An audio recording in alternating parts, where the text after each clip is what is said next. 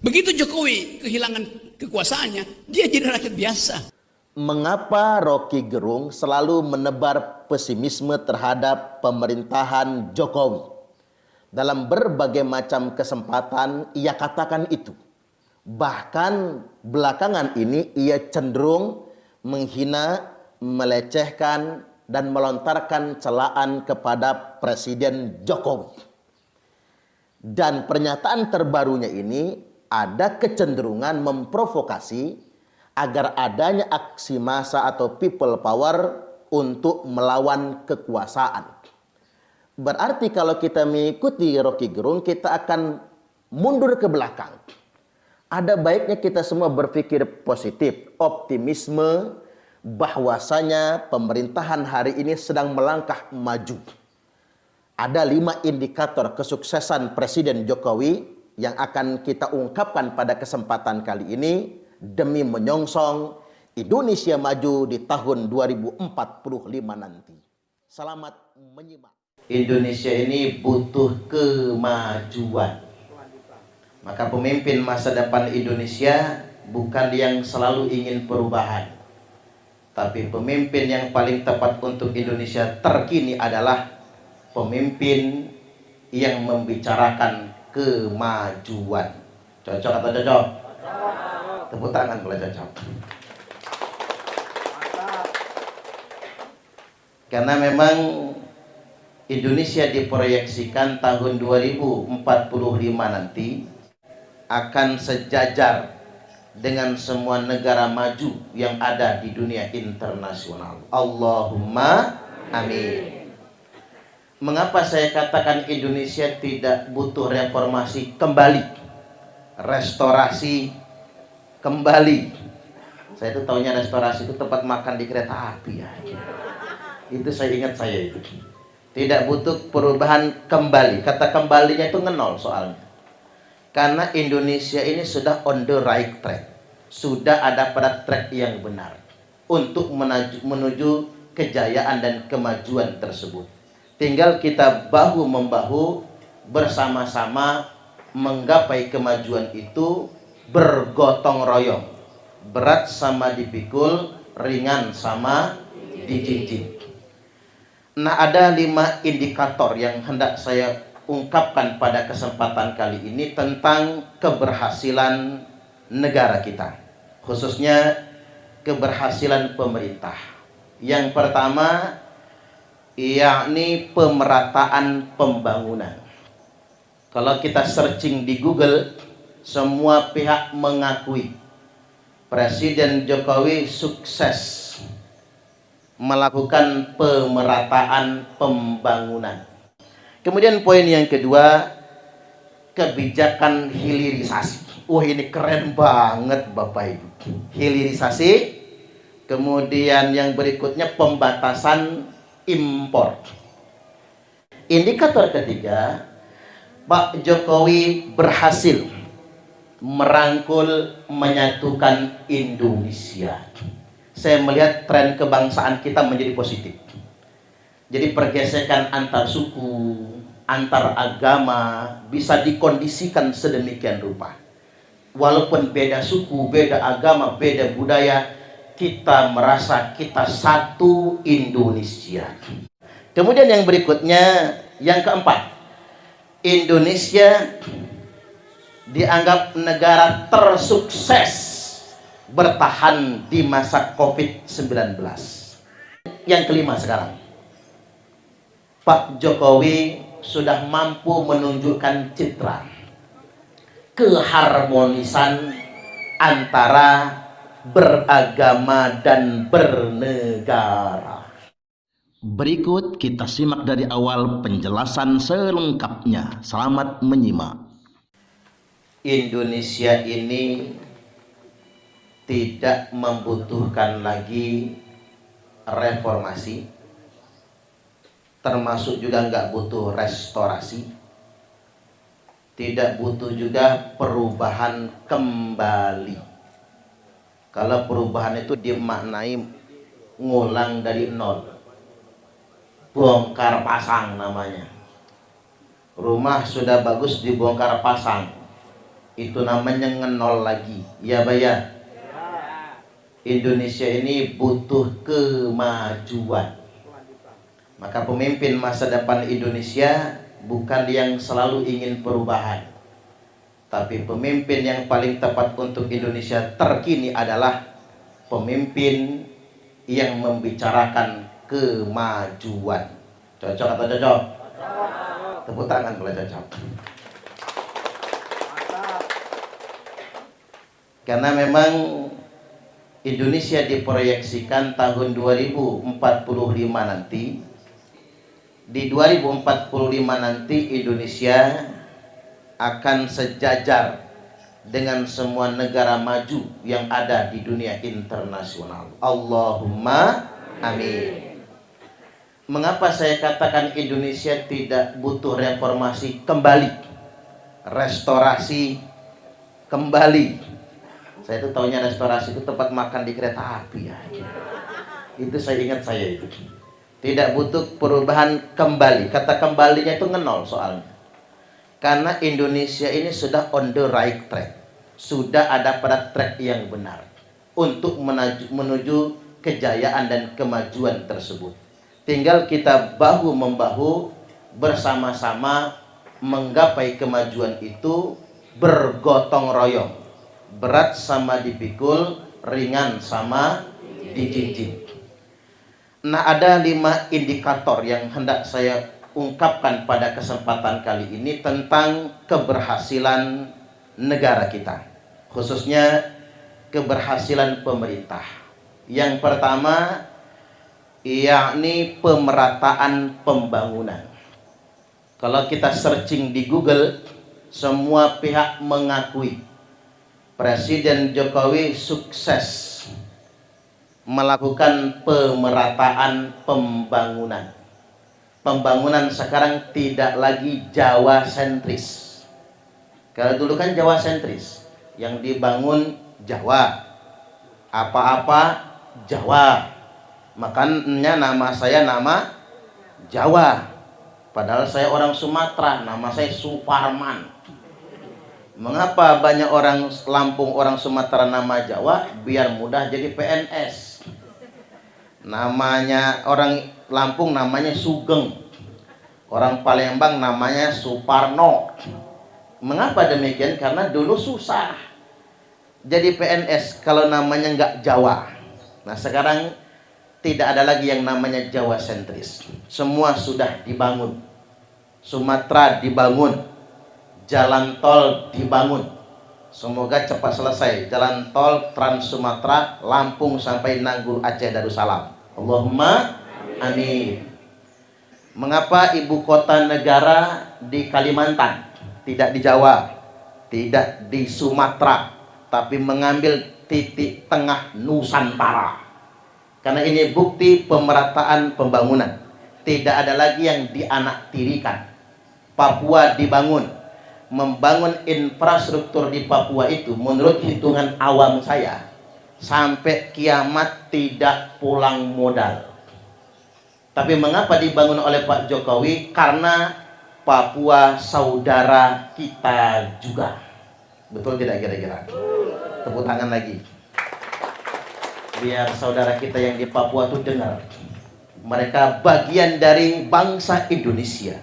Mereka di Papua juga berhak menikmati kemerdekaan dan kesejahteraan, berhak menikmati pembangunan. Tidak ada yang presiden yang berani keliling Papua kecuali Pak Jokowi. Ini sungguh luar biasa. Makanya Bapak Ibu, bukti keberhasilan pemerintah yang pertama adalah meratanya pembangunan infrastruktur. Biarkan orang nyinyir. Nyinyirnya apa? Jalan tol nggak bisa dimakan. Enggak, cangkemnya siapa yang mau makan jalan tol? Saya mau lihat dulu, emang sanggup gigit jalan tol? Saking sebelnya kali Pak Jokowi nggak mau pakai jalan tol. Sorry, itu mah jalan Jokowi, kata dia. Kemarin mudik lebaran ke Palembang. Pulang mudik dia ngomong apa? Cerita, semua orang diceritain. Kata dia enak, sekarang 3 jam nyampe Palembang. Kata saya Jokowi langsung menang dia. Ya jangan underestimate. Ini sudah 2023 masih ada yang belum nerima Jokowi presiden. Di sini ada nggak ya? Kalau ada tak lihat dulu rainya kayak apa. Kok belum nerima gitu? Apa yang dimakan ya kok macam begitu ya? Ini pembangunan infrastruktur. Mengapa Pak Jokowi gila-gilaan Pak bangun infrastruktur? Ini harus dijawab kan? Karena Indonesia ini rating infrastrukturnya itu ranking ke-50 sedunia internasional. Sangat rendah sekali kan? Jadi kalau satu kelas siswanya cuma 30, udah keluar kelas itu sudah. Ranking 50 di bawah Singapura, Malaysia dan Thailand.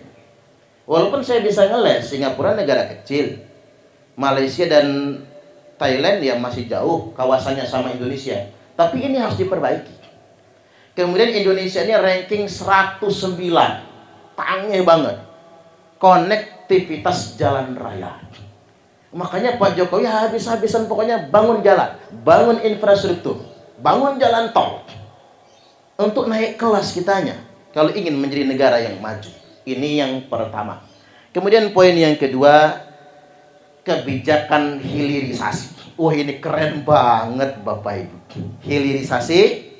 Kemudian yang berikutnya pembatasan impor. Kita Presiden Jokowi melarang ekspor nikel. Semua negara-negara maju teriak Pak. Mereka menggugat pemerintah Indonesia di pengadilan internasional. Gugatan pertama kalah kita. Kata Pak Jokowi, lanjut lagi. Gugat yang kedua kalah lagi kita. Kata Pak Jokowi, jangan nyerah, hantam lagi. Gugatan yang ketiga, menang Indonesia.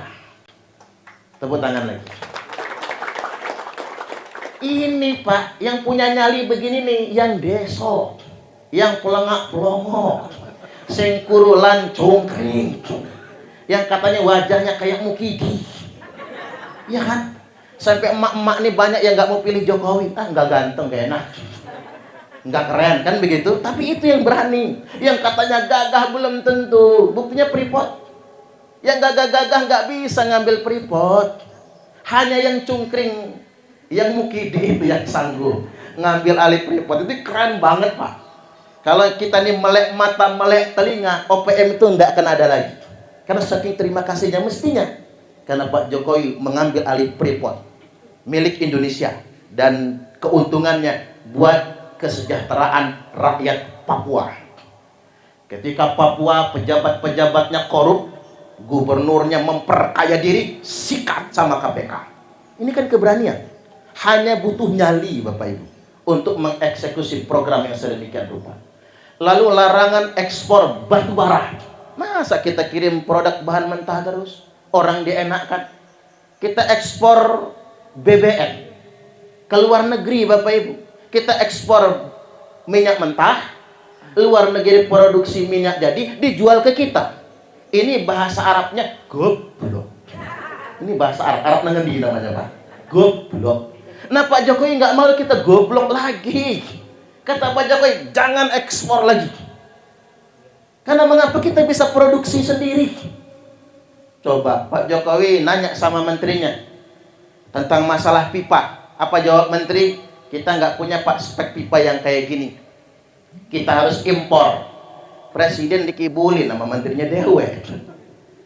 Ternyata pipa yang dengan kualitas lebih baik dari itu pun kita bisa bikinnya. Betapa banyak orang-orang ngibulin presiden untuk ngimpor. Akhirnya tadi yang kayak gitu. Kalau dia ketangkap KPK salah dia. Korupsi di Kementerian Pertanian. Ngakal-ngakalin impor tadi itu, tangkep. Korupsi di Kementerian Perdagangan, urusan impor-impor ini, tangkep. Yang terakhir apa? Basarnas. Ngakalin impor-impor ini tadi Bapak Ibu, semua disikat. Karena Pak Jokowi sangat tidak ingin impor-impor itu. Kita gunakan produk dalam negeri. Kemudian yang berikutnya larangan ekspor bauksit. Kemudian larangan ekspor minyak kelapa sawit. Geger kemarin emak-emak minyak goreng mahal. Ya Pak ya. Minyak goreng mahal. Pak Jokowi lihat, kita ini punya kebun kelapa sawit banyak. kok minyak goreng mahal? Oh ternyata dunia yang mengendalikan minyak goreng. Oke, sekarang larangan ekspor minyak kelapa sawit, minyak mentah, karena kita akan produksi sendiri. Ini yang disebut dengan keberanian Bapak Ibu. Ekspor barang mentah, bahan mentah dilarang, kemudian kita produksi menjadi barang jadi agar nilai tambahnya meningkat untuk keuntungan dan kesejahteraan rakyat. Ini yang disebut dengan hilirisasi. Dan impor dibatasi. Dan semua menyatakan pemerintah sukses akan ini semua. 2 dapat ya. Yang ketiga, indikator ketiga, Pak Jokowi berhasil merangkul, menyatukan Indonesia. Saya melihat tren kebangsaan kita menjadi positif. Jadi pergesekan antar suku, antar agama bisa dikondisikan sedemikian rupa. Walaupun beda suku, beda agama, beda budaya, kita merasa kita satu Indonesia. Dan Pak Jokowi memberi teladan sendiri. Apa teladan dari Pak Jokowi? 2019 kita panas 0102. Sampai ada sebutan kecebong sama kampret. Yang milih 01 kecebong, yang milih 02 kampret. Lakinya milih 01, bininya milih 02, anaknya kecipirit. Gabungan kecebong sama kampret. Di tengah-tengah situasi yang sedemikian rupa, Pak Jokowi melihat bangsa ini harus dijaga. Jangan sampai terjadi disintegrasi. Maka beliau mengambil lawannya, Pak Prabowo, menjadi Menteri Pertahanan. Itu hanya bisa dilakukan oleh seorang negarawan. Tidak ada dendam, tidak ada permusuhan, merangkul bukan memukul. Tepuk tangan lagi. Biar enak di YouTube-nya, kan mau upload nih. Biar keren Bapak Ibu. Itu perkara yang ketiga. Kemudian yang berikutnya, yang keempat, Indonesia dianggap negara tersukses bertahan di masa COVID-19. Negara-negara maju ambruk, negara-negara yang lain bangkrut. Indonesia berhasil bertahan di masa krisis. Karena mengapa? Kebijakan pemerintah. Selain itu juga memang karakteristik bangsa Indonesia. Kita ini bangsa gotong royong, saling membantu satu sama lainnya. Karena kegotong royongan kita, maka yang kuat membantu yang lemah, yang kaya membantu yang miskin. Saya haru banget Bapak Ibu, di masa pandemi COVID-19 kemarin, masyarakat Indonesia berduyun-duyun saling bantu. Ada yang bagi sembako, kan begitu ya. Itulah karakter asli masyarakat Indonesia yang harus kita benar-benar syukuri. Ternyata kita ini akan menjadi kuat ketika kita bersama, dan kita akan menjadi lemah ketika kita berpecah belah. Itulah mengapa yang membuat negara-negara penjajah bingung gimana caranya melemahkan Indonesia. Dengan cara adu domba tidak bisa. Kalau negara-negara kayak di Arab ya Pak, itu mudah betul disulut adu domba. Coba saya ambil contoh sederhana, Afghanistan. Afghanistan itu Bapak Ibu, negara muslim yang jumlah populasi muslimnya 100%, Islam 100%. Sukunya cuma 7, kita ratusan suku. Sukunya cuma 7, Islamnya 100%. Tapi mereka sampai sekarang perang saudara. Karena mudah betul dimanipulasi, diadu domba menggunakan bahasa agama. Nah, kita jangan sampai sedemikian rupa. Baik, kemudian yang kelima sekarang. Pak Jokowi sudah mampu menunjukkan citra keharmonisan antara beragama dan bernegara. Ini keren ini.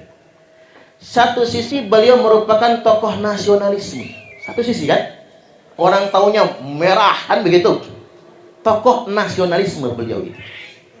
Tapi di sisi yang lain beliau sangat religius. Walaupun tidak pamer religius, nggak pamer. Ya karena presiden kan pasti diperhatikan orang kan. Beliau ini nasionalis. Karena beliau nasionalis, maka beliau jadi sasaran fitnah orang. Apa fitnah orang? Komunis. Na'udzubillah. Difitnah anak komunis. Difitnah Fir'aun. Difitnah anti-Islam. Tuh, yang difitnah komunis, difitnah Fir'aun itu ada rahasia Pak Jokowi yang terbongkar. Walaupun sengaja ditutup-tutupi, Pak. Ya ketahuan juga. Apa itu? Beliau tidak pernah tinggal sholat 5 waktu. Prioritas. Yang ngebongkarnya Pak Profesor Dr. Mahfud MD. Di forum internasional sekalipun beliau nggak tinggal sholat. Di KTT ASEAN, beliau tiba-tiba berdiri. Pak Mahfud menggantikan di posisi duduk itu. Beliau nanya, Presiden kemana? Sholat. Di forum internasional sekalipun beliau tidak mengkodok sholat. Tetap terjaga sholatnya. Kemarin rame di medsos. Pak Jokowi ke Bengkulu, mampir sholat ke masjid. Ibu negara Iriana Jokowi nongkrong di depan masjid, nungguin presiden sholat. Itu bini presiden loh, ibu negara. Kalau bini pejabat ngamuk digituin tuh, nggak mau dia duduk di emperan, Pak. Itu istri presiden loh, ibu negara. Sungguh luar biasa ya, sholat. Kalau kata Pas Pampres, Pak Jokowi itu kalau sudah lepas sepatu, lepas kaos kaki, kode itu. Beliau segera mampir sholat. Langsung Pas Pampres mengondisikan akan sholat di masjid mana. Gak mesti bagus masjidnya, yang penting mampir. Saking terjaga sholatnya. Dan beliau itu Bapak Ibu sudah 46 tahun nggak tinggal sholat tahajud. Nah, saya mau nanya yang muka-mukanya kayak malaikat di sini. Ada nggak kira-kira yang sudah 46 tahun nggak pernah tinggal tahajud? Kita mah boro-boro subuh aja kesiangan. Sholli fardhu subhi rakaatain mustaqbilal qiblati, kesiangan billahi ta'ala. Lo kok kesiangan? Jam 10 sholat subuhnya. Beliau puasa Senin Kamis. Tapi kan ini nggak di-endorse. Nggak di-endorse. Yang kayak gini kan nggak mungkin beliau ceritakan. Tapi kan orang memantau. Memantau, dilihat bagaimana. Jadi beliau mampu memadukan antara religiusitas dan nasionalisme. Mampu memadukan antara beragama dan bernegara. Ini yang disebut dengan wawasan kebangsaan. Kita ini bisa Bapak Ibu menjadi warga agama yang baik, sekaligus juga menjadi warga negara yang baik. Bisa. Tak berbenturan. Jadi kalau ada sekarang orang-orang yang mengatasnamakan agama untuk melawan negara, ini ada masalah. Karena sebetulnya beragama dan bernegara itu sejalan. Jangan katakan sejajar, nanti saya mengadu agama sama negara lagi. Antara beragama dengan bernegara itu sejalan. Kesolehan beragama merupakan kesolehan bernegara. Mau tuh rumusnya, ini rumusnya sahih loh. Kalau orang ngaji, apalagi orang mondok pasti paham. La islama illa bi jamaah. Tidak ada Islam kecuali dengan adanya negara. Dalam konteks kita negara Kesatuan Republik Indonesia. Berarti menyelenggarakan negara ini sama dengan mengamalkan Islam. Menjaga negara ini sama dengan menjaga agama. Wala jama'ata illa bi imarah. Dan tidak ada negara kecuali dengan terselenggaranya pemerintahan. Wala imarata illa bil ta'ah. Dan tidak ada pemerintahan kecuali untuk ditaati. Man kharaja minat ta'ah, barang siapa yang keluar dari loyalitas ketaatan kepada pemerintah yang sah, wa faraqal jamaah, dan dia melawan negaranya sendiri, famata mata mitatan jahiliyah, maka kalau dia mati, sekali lagi saya ulangi, mati dalam keadaan melawan pemerintah yang sah, mati dalam keadaan melawan negara, mata mitatan jahiliyah, maka matinya mati jahiliyah. Jadi mati melawan negara itu Bapak Ibu bukan mati syahid, mati sangit. Jadi sekali lagi tak ada lagi benturan antara beragama dengan bernegara. Inilah saatnya Bapak Ibu kita tunjukkan Indonesia mesti menjadi negara yang besar. Yuk kita bahu membahu, jangan banyak ngeluh. Setuju nggak kira-kira? Jangan banyak ngeluh, jangan banyak nada. Tangan di atas lebih baik daripada tangan di bawah. Satu hal lagi yang hendak saya sampaikan. Kita sering ngomong begini, enak zaman dulu daripada zaman sekarang. Kadang-kadang dibuntut truk itu Pak, enak zaman kutok. Iya sih, zaman dulu tuh enaknya Bapak Ibu. Saya nggak pernah pening mikirin beli beras. Saya nggak pernah pening Pak mikirin bayar sekolah. Yang penting Bapak Ibu saya soalnya. Jadi kayak gini misalnya, di zaman itu saya ingat betul, yang punya TV itu cuman kepala suku. TV hitam putih, pakai aki. Lagi seru-seru nonton Ria Jenaka, mati dia. Habis akinya. Zaman sekarang semua rumah punya TV. Ya Pak ya. Zaman itu yang punya motor di kampung saya cuma satu orang, orang terkaya. Mereknya L2 Super. Zaman sekarang semua rumah punya motor, walaupun cicilan gak apa-apa. Ya masih punya kan? Kita ini kadang-kadang gitu begini Bapak Ibu, bermental miskin. Mental miskin itu begini, lebih suka nerima daripada berbagi. Itu salah loh sebetulnya Pak. Saya masih ingat, ini saksi sejarah saya ini Bu Sri, Pak Joni, ini udah kayak bapak saya. Pak Sangat, ini sudah kayak kakak saya. Disebutin bapak nanti ketuaan dia. Pak Sangat udah kakak saya. Pak Joni, ini sudah kayak bapak saya. Tahu dari susahnya saya. Tahu betul. Saya pakai sepeda kan Pak. Pakai sepeda jengki gitu. Sepeda minjem pula itu Bapak Ibu. Tahu dari susahnya saya. Tapi di zaman itu Bapak Ibu, saya pertama kali kebeli motor. Nah sudah pindah dari kontrakan yang dekat rumah Pak Joni. Saya sudah pindah ke Jalan Pulau Damar itu. Pertama beli motor dikasih orang loh. Motor dikasih. Mereknya Fit X. Suprapit udah habis Pak. Suprapit apa gitu ya. Adanya Fit X. Dikasih orang, murid ngaji saya. Kasihan Suparman itu ngajar-ngaji pakai sepeda. Makanya sama Pak Sidik itu keluarganya Pak Sangat. Kata Pak Sidik, Ustadz, ngeridit dia motor. Nanti saya kasih DP-nya, yang nyicil Pak Ustadz. Kata saya Pak Sidik, kebalik itu. Saya aja yang nge-DP, Bapak yang nyicil. Oh iya juga ya. Allahu Akbar. Itu ceritanya. Nah karena saya sudah punya motor Bu Sri, jadi saya bisa agak jauh lah ngisi-ngisi pengajian ke Bea Cukai, kemana-mana, ke kantor gubernur. Yang pertama kali ngebawa saya ke kantor gubernur Pak Rasidi, tetangga Pak Sangat juga, Pak Rasidi. Saya khutbah di sana, orang senang sama khutbah saya. Akhirnya saya ditetapkan khotib tetap. Lama-lama ditawarin, Ustadz udah pernah umroh? Ya belum dong kata saya. Mau umroh? Mau. Syarat sudah lengkap, kurang satu, surat keterangan tidak mampu. Waduh Pak kata saya nggak mau pakai surat ini. Ngapa? Saya ini masih muda, umur waktu itu masih 25, 26. Kalau saya pakai surat keterangan tidak mampu, saya takut permanen nggak mampunya. Tolong sih Pak, nggak usah pakai surat ini. Nggak bisa Pak Ustadz, ini syarat. Saya bismillah, nggak umroh nggak apa-apa. Yang penting saya nggak mau pakai surat itu. Iya saya masih ngontrak, tapi saya nggak mau ngedoain saya nggak mampu. Takut arsip itu masih kekel selamanya. Kekal juga nanti nggak mampunya gitu. Ya sudah saya bertahan nggak mau. Gagal umroh. Ajaib Bapak Ibu. Sebulan saya gagal umroh. Murid ngaji saya pengusaha tambak, karena bisa ngaji, nadarnya berangkatin saya haji. Alhamdulillah. Makanya saya berangkat 2012 sebulan. Berangkat 2012. Saya itu daftar haji, ya rumah belum ada, tinggal yang ngontrak, motor dikasih orang. Nah begitu konversi minyak tanah ke gas,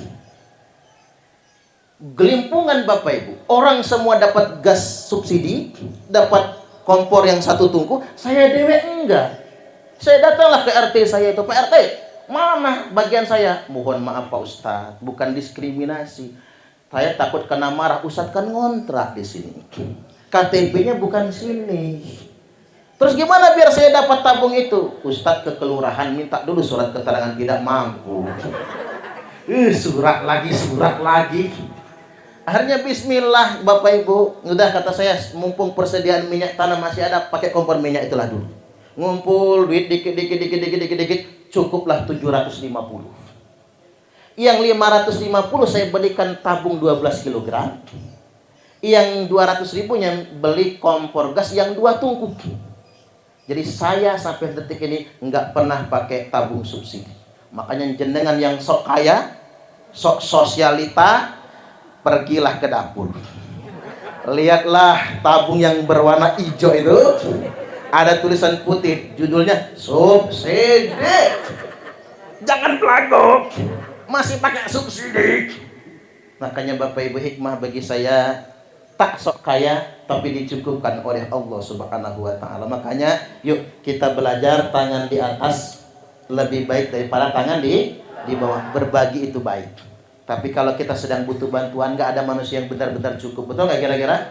Kalau kita sedang butuh bantuan, yuk kita bersama-sama ngebantu, saling gotong royong, saling bekerja sama. Kalau mentok sesuatu, bilang sama Bu Sri Ningsih. Mudah-mudahan selesai. Tepuk tangan dulu.